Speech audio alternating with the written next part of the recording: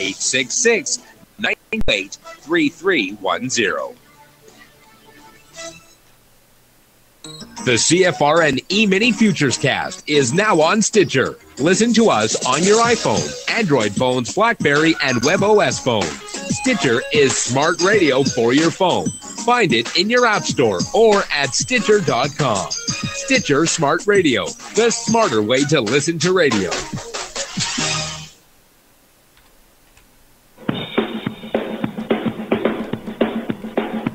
Are you ready, Steve? Andy? Yeah! Bert? Well, all right, fellas. Let's go!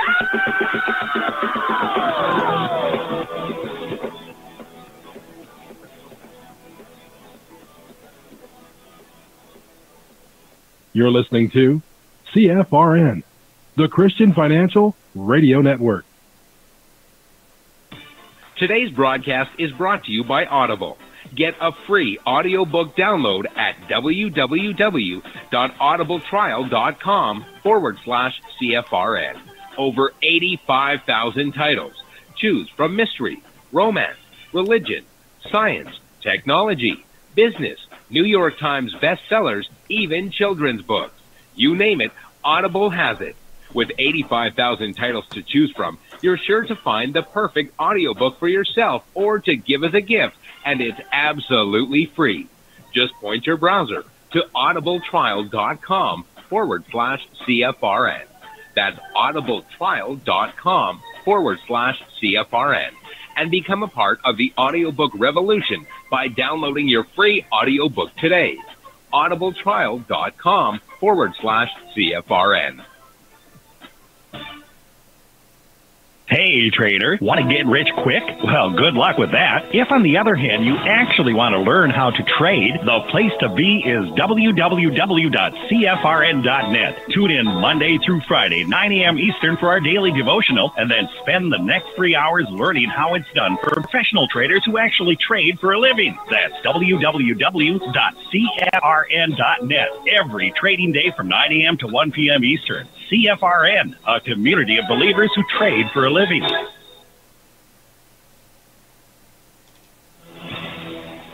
Good afternoon, traders, and welcome back to the CFRN Emini Futures Cast.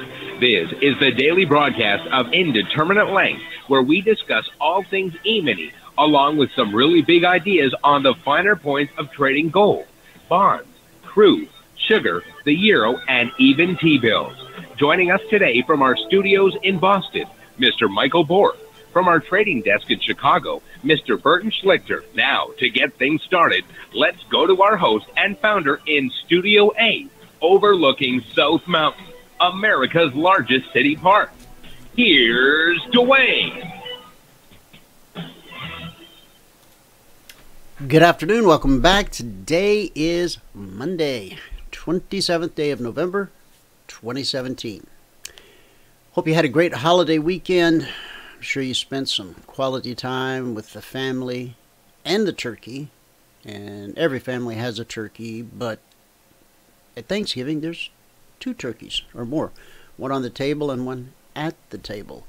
Could be an uncle, could be a cousin, it could be you or me. But I trust you had a great holiday, some time off, you enjoyed it. Life is good. Happy Monday. All right, we're going to roll pretty quick here because Michael has to be somewhere, so we're going to get him in first to give us a recap of everything that happened in the live trading room today. If you cannot see the chart I have up, which is the S&P 500 Emini Futures, you won't be able to see the charts Michael is about to show you, so go to our homepage at cfrn.net. On the right-hand side of the page, click the big microphone, follow the instructions. Within about 30 seconds, you'll be registered all the way through the end of the month. You can also go to youtube.com/CFRN/live, bookmark that page, and you'll also have one-click access each and every day. So, Michael, I can see your screen. If you're ready, you can take it away. All right, thank you.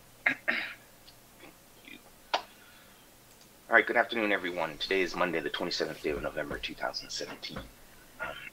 If you have not taken the free trial, then just go to the homepage here at cfrn.net, where it says sign up for the CFRN Live Training Room 100% free trial. User indicators on our strategy. Click here.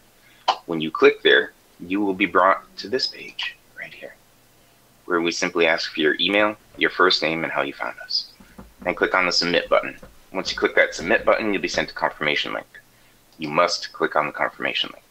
Okay, if you don't click the confirmation link, you will not get a free trial because we don't know that you took it until you click that confirmation link.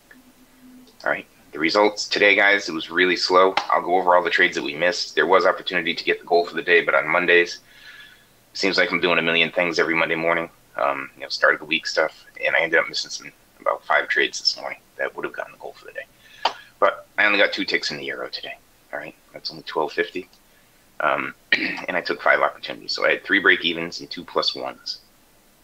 On the month now, we're at 2,296. That's over 16 days, averaging 143 per day. On the year, we're at 30,578. That's over 221 days, averaging 138 per day. Now, if you can look at the spreadsheet, you read all the CFTC risk disclosures down at the bottom. Okay, gold. Let's start out with the gold. See, I missed these 2 right here this morning. I think this one would have given the goal for the day, and this one, if you stuck it out, would have given the goal for the day. But this was momentum short trades. Oh, no, it wasn't. It wasn't. Huh. Yeah, so if you stuck it out, it would have given you the goal for the day. It's right there on gold. I missed those 2. There was a long trade right here that I missed that I know at least one of the partners got his goal for the day on this, and I missed that one. And right here, I got a break even. Okay, during the break, there was nothing, but it's setting up a short right now. Okay, see down here in the slingshot, the cycle is red and below the green line. Lots of divergence in there too, so there's probably going to be a nice short opportunity there. All right, for those of you who are still trading. And that was it on the gold this morning. On the euro, didn't I forget to put it on there? On the euro, we had 2 +1s. And one of them was right there. And I think the other one was right here.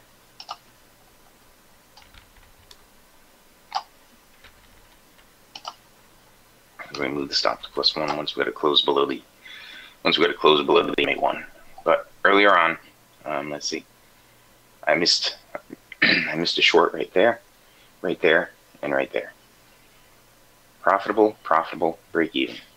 Then it just got really flat toward the end of the session. During the break, there was nothing at all on the euro during the break. All right, on the crude.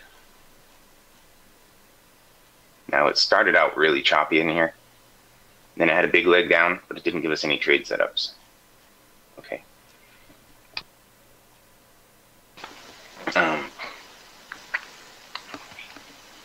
In here, it looks like there's things, but it was going into the low of the day every time. Like right there was the low of the day, right there was the low of the day. Finally, it turned around, came off the low of the day, and we had a break even right there. And we missed that one there, which would have probably been a break even again. It went really sideways here. And then, during the break, let's see.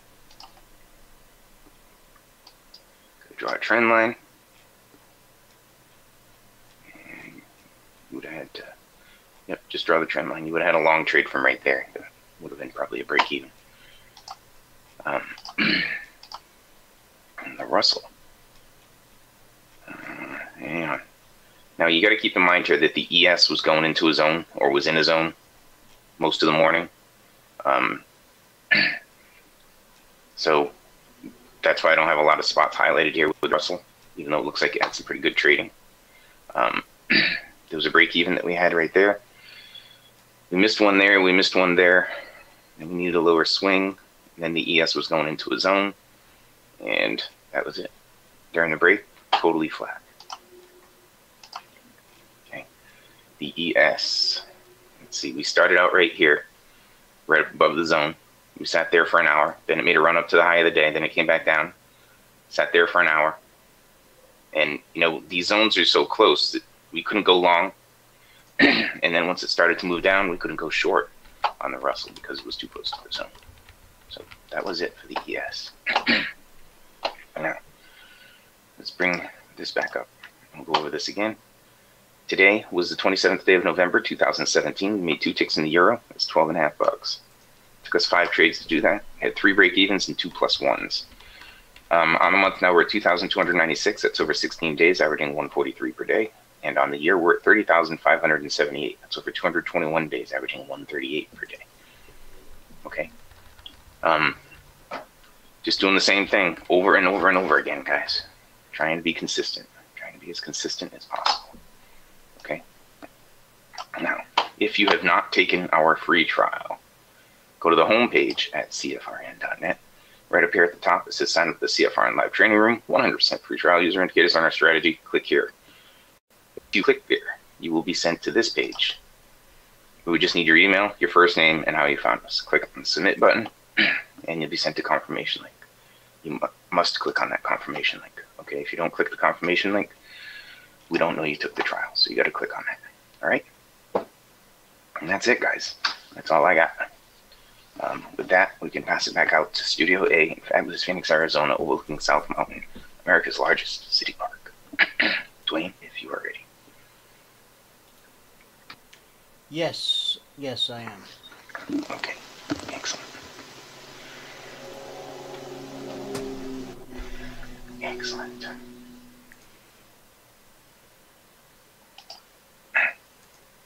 And there we go.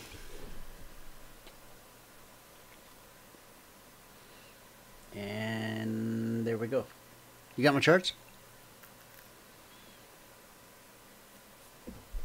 Michael? Oops, no. There we go. Now I got it. Okay. I thought my mic was on. That took a minute. It did. Okay. Well, tell Jade we show up. She feels better. Okay, I will. All right. And I'll talk to you this afternoon. Okay, that sounds good. We'll talk later. All right. Okay. Bye, everyone. All right, guys. You know, it's been a couple of days, but what a tragedy in Egypt.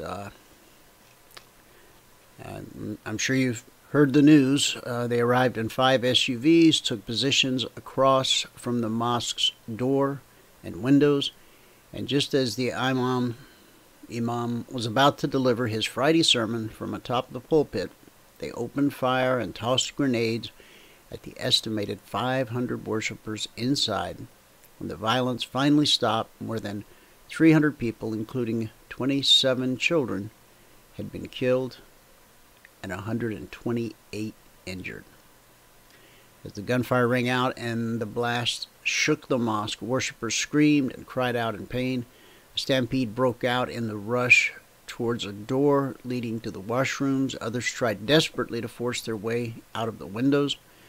Those who survived spoke of children screaming as they saw parents and older brothers mowed down by gunfire or shredded by the blast. Some marveled at their narrow escape from a certain death. Some families lost all or most all of the male members in the massacre. So composed were the militants that they methodically checked their victims for any sign of life after the initial round of blazing gunfire. Those still moving or breathing received a bullet to the head or the chest. When the ambulances arrived, they shot at them, repelling them as they got back into their vehicles and fled. Friday's assault was Egypt's deadliest attack by Islamic extremists in the country's modern history, a grim milestone in a long-running fight against an insurgency led by a local affiliate of the Islamic State group. This Al-Rada Mosque was at a sleepy village by the same name in Egypt's troubled northern Sinai. A statement by the country's chief prosecutor said the attackers, some masked, numbered between 25 and 30. Those with bare faces sported heavy beards and long hair. Clad in military-style camouflage pants and black T-shirts, one of them carried a black banner with the declaration of the Muslim faith. There is no God but Allah. and Muhammad is his prophet. The banner matched those carried by ISIS, which has not claimed responsibility for the attack. They also torched 7 cars parked outside the mosque that belonged to worshippers.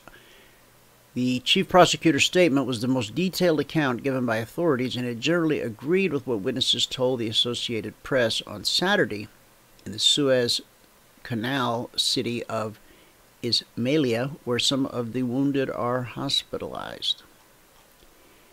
This is absolutely horrific, guys. I mean, just when we hear, that perhaps this thing's winding down, that maybe ISIS is on the wane, here comes this. And they weren't shooting Westerners. They were shooting other Muslims. Last year, militants beheaded a leading local Sufi religious figure, the blind sheikh, and they posted photos of that. Millions of Egyptians belong to the Sufi order, which holds sessions of ritual chanting and dancing to draw the faithful closer to God. Sufis also hold shrines containing the tombs of holy men in particular reverence. Islamic militants stepped up their campaign of violence in northern Sinai after the military ousted the elected but divisive Morsi. Authorities followed up with a fierce crackdown on this Muslim Brotherhood group, jailing thousands. The attacks have largely focused on military and police, and more recently Christians.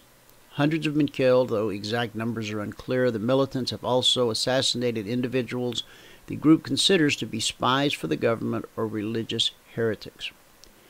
Egypt has also faced attacks by militants in its western desert. So, I guess in the eyes of ISIS, you can be a Muslim, but just don't be a Sufi Muslim. Apparently they have some beliefs that run counter to that of these extreme radicals.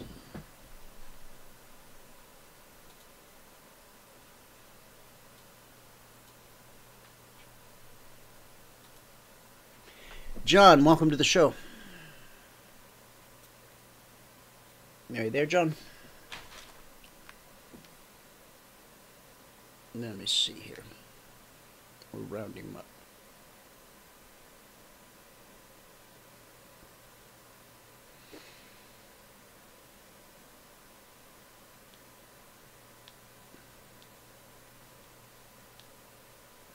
I think we will. Let's try.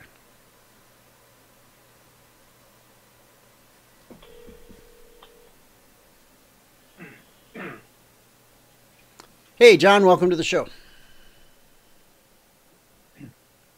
John, can you hear me? Hello? Hey, John, welcome to the show. Hi, how are you? Doing pretty good. We were just talking about this this tragedy in Egypt since we last spoke. Yeah, it's very terrible. And the trouble is now these people are trying to outdo themselves, and keep upping the ante. So the reason for killing these particular Muslims was because they were, is it Sunni or? No, they'd probably be Shiite or some sort of form of Shiite, because it's the ISIS are more Sunni than Shiite. They don't like the Shiites. Another one. Is there another one, Sufi? Yeah, I think maybe that's that might be what. Yeah, this is a different kind of a sect, and I think it might be a more Catholic or Christian type sect, Ah, okay. That's probably what it is. So, I mean, it's just terrible. So I hope the president over there, roots them out pretty quick, because they've been having a big problem. I mean, they sunk a ship last year or a couple of years ago. Remember that? Say that again now. They sank an Egyptian warship. Oh yeah, a couple of years ago. So, you know, I've been thinking about Trump this weekend. Did you see that thing? Mega pill, I think it is. Mega pill, sorry, megapill.com, listing all of his accomplishments since he started. It's mind blowing what he's done in all the different sectors. No, I haven't seen it. What's the website called? I think it's megapill.com. It's kind of an odd name. Yeah. Pill. Let's see what I get.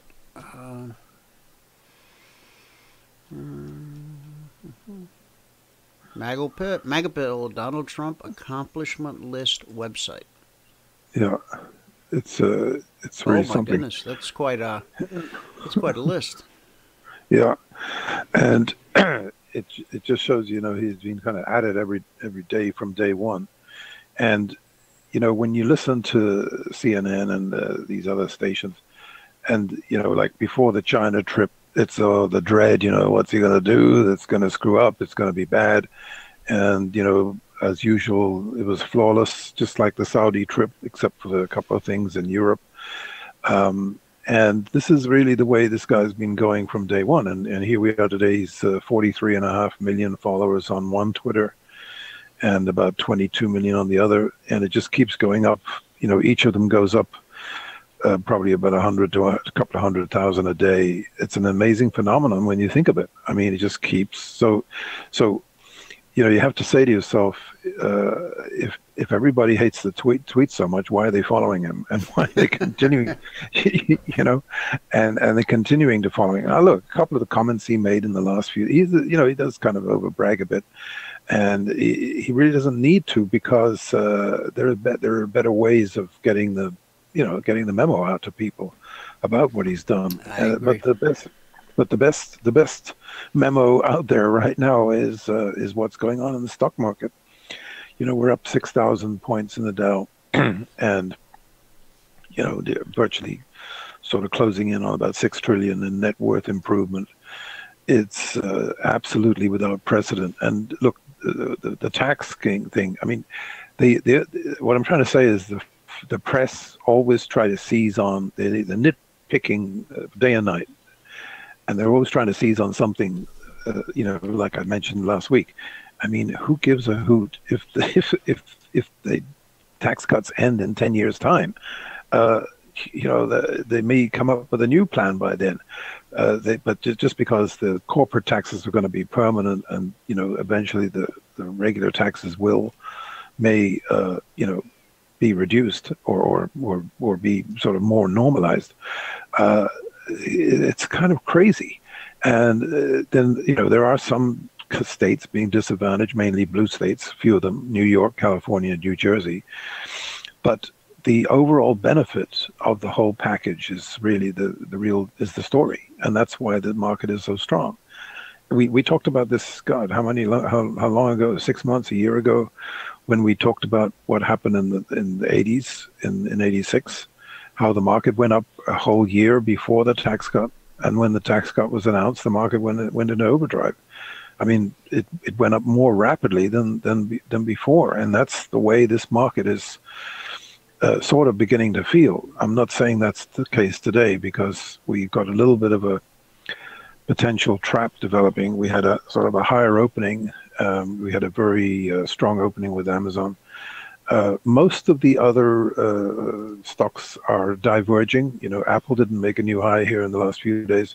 Nvidia is coming off today. Western Digital, which is quite an important leading indicator, is down today.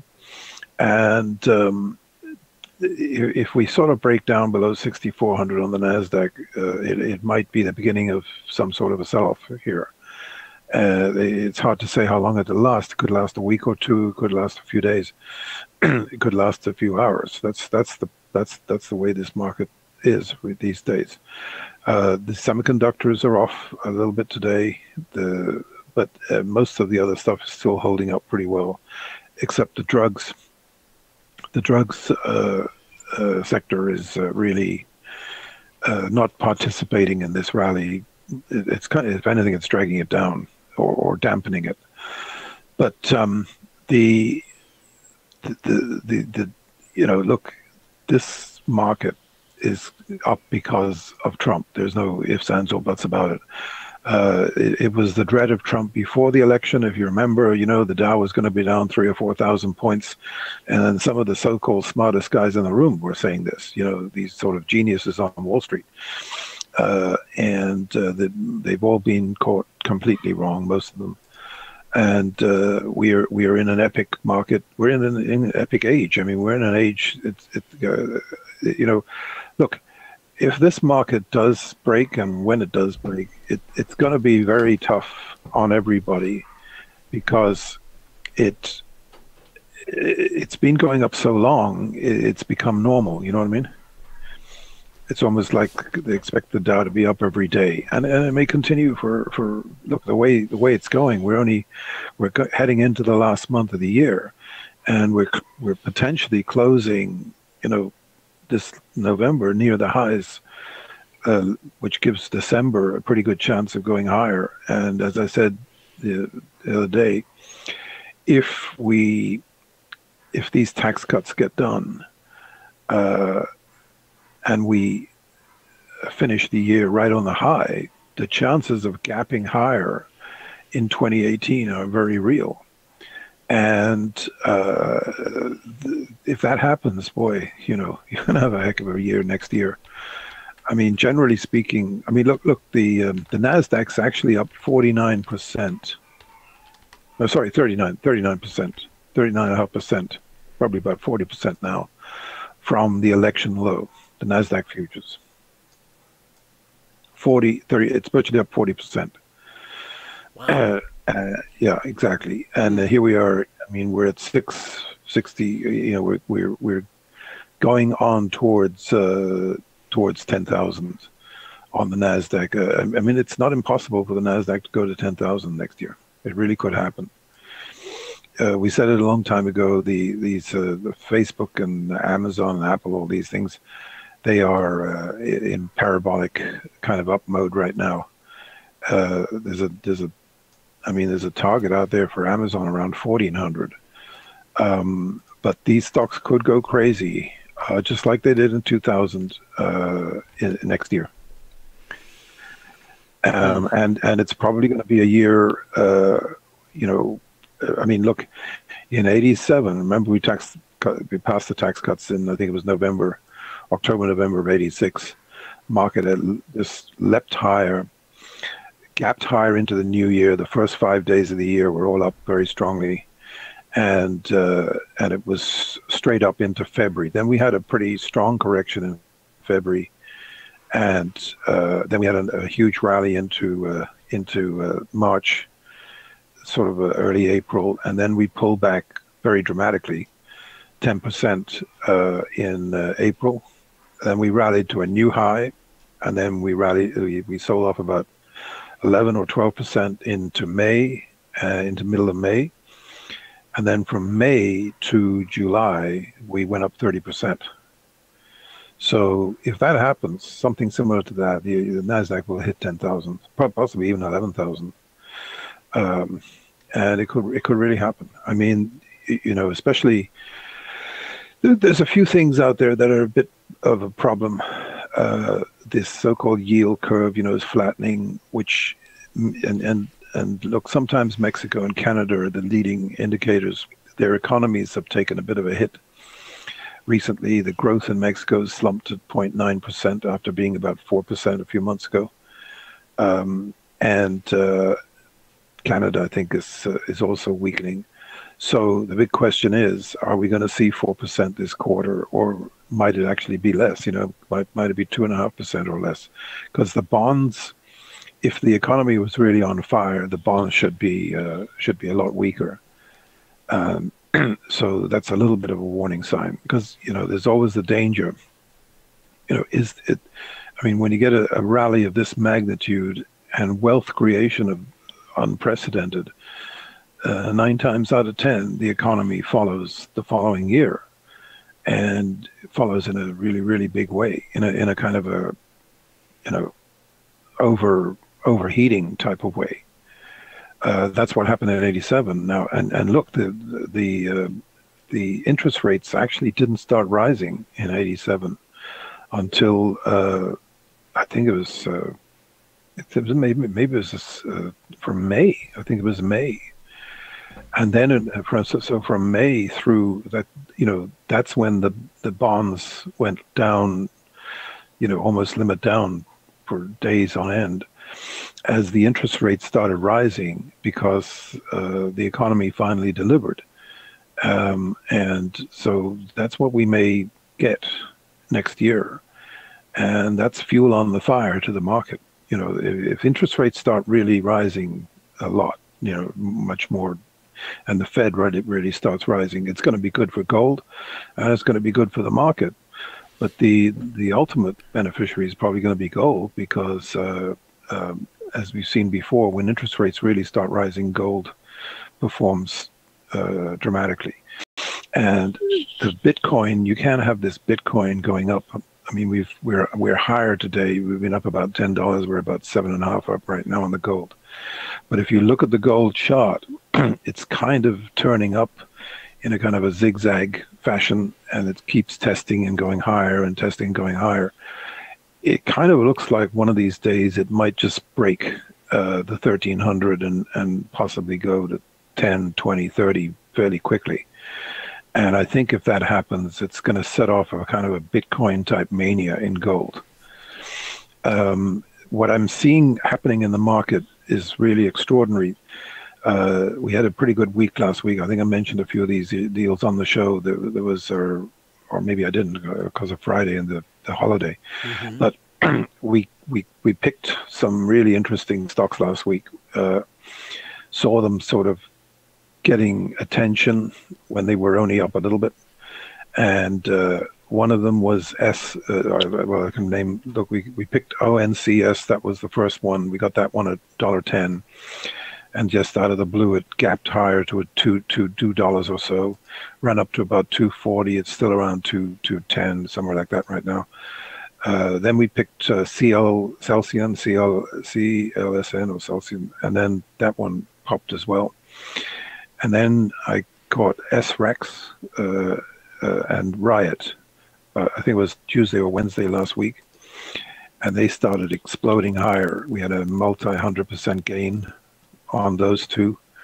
And then I picked Mara, I think it was Wednesday as well, and Mara has gone from about $1.50 to, we sold it up around $9 this morning, and it's still looking pretty strong. It's actually seven now. So it looks like, the thing is, some of these stocks are topping out really quickly, and others are going for quite a run. But this one's run from about $1.25 all the way to $10 this morning in 3 days. And the money into these just absolutely staggering. There's been almost 300 million traded in Mara today. $300 million. And and the symbol on that is MARA. And these Riot and Threx, they're Bitcoin, related issues. That's why the mania is gone into these issues. Marathon Patent Group? Correct. Okay. Yeah. I found it. And then another one we picked was Quantum Minerals. Got a good name. That one, this is just amazing. This stock didn't even trade from July to September, pretty much. It might have done 1 or 2 trades in the whole time. And then suddenly it took off in September from 8 cents, virtually no trading, virtually dead stock. And it hit $1.30 on Friday, and then pulled back, and it hit a new high today. It's currently, the last time I looked, it was up around $1.30. 133, 1 right now, up 21% today again. It's a lithium issue. We've mentioned Santa Fe. It has lithium. There's some news. There's probably going to be some news coming out on that very near future. And I think once we get in the teens on this stock, what happens is if you sort of have a 20 or 30 or 40% gain, and the market sees you, and the momentum guys get behind you, they look at the buying power. If you've got a good story, all of a sudden you got 300 million of buying power behind you. It's never happened. I mean, you remember the mid 2000s, Dwayne, when we had a really good run in these little small stocks. I sure do. Yeah. Well, this is even better. What's happening today is bigger and better than the mid 2000s, and all of these small stocks are getting a big lift. And look at the mid cap. I mean, the mid cap has been leading the market higher. How? I mean, that happens at the start of a bull market, not at the end of one. That's the craziest thing. That whenever you see this mid cap leading the way higher, you really can't be bearish. Now it is coming off today. It's gone a little bit negative, and because first of all, the breadth has gone down a lot. It's gone negative. The Dow is up and everything else is down at the moment. That's why I'm saying if we break the 6,400 and we give up a bit more ground on the mid caps and some of the tech stocks, some of the stocks and things, it could be enough to begin a sell-off that might continue for the rest of the week. And something out of the blue happens, it could really knock the market down substantially. So no, I mean substantially in the sense of it could be a few percent. It could be hours, days, or even a week or two. Given everything that's going on, and there's probably going to be a little bit of trepidation over the Senate vote when it happens. Obviously, if it doesn't pass, there could be a bloodbath, and so you have to be mindful of that. There's a guy who's written an article in Market Watch today about the VIXs, and a lot of people have been shorting these VIXs, and just kind of like writing puts, I guess. And what the guy is saying is be careful because look, if something really bad happened, I've been actually thinking about this for the last week or two. The VIXs, which are pretty cheap today, around about the 32 level, down from 120,000 or something with all the splits, right? If something really bad happened and the market lost 1,000 points overnight, I mean, this thing would go to about 132 in 24 in a day. It could go up so dramatically it would shock the world.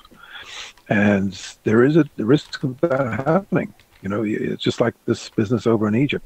What if somebody does something worse, or there's some sort of an accident or a really bad attack that just or even an earthquake. There's been there's a lot of volcanic activity going on. You got Bali. Apparently there's some news. This thing in Bali was huge. Well, remember we said it on the show about the Ring of Fire, the Pacific Ring of Fire, and how the nuclear test in Korea, apparently it's just come out now that this created a whole bunch of earthquakes in Korea that killed a lot of people that we never even heard about, and it set off some activity in the Aleutian Islands. We've had a lot of tremors in the San Andreas Fault area recently. They're very worried about the San Andreas Fault. We had Mexico, two earthquakes in Mexico. We had the Iran earthquake the other day, Iraq-Iran. And then we've got the Mexican volcano, Popo is blasting off the last few days. And then you got Bali. Ecuador had a huge one too. Right. So I think this whole thing in North Korea set off a serious, it just, you can't tell, but these underground plates, if they've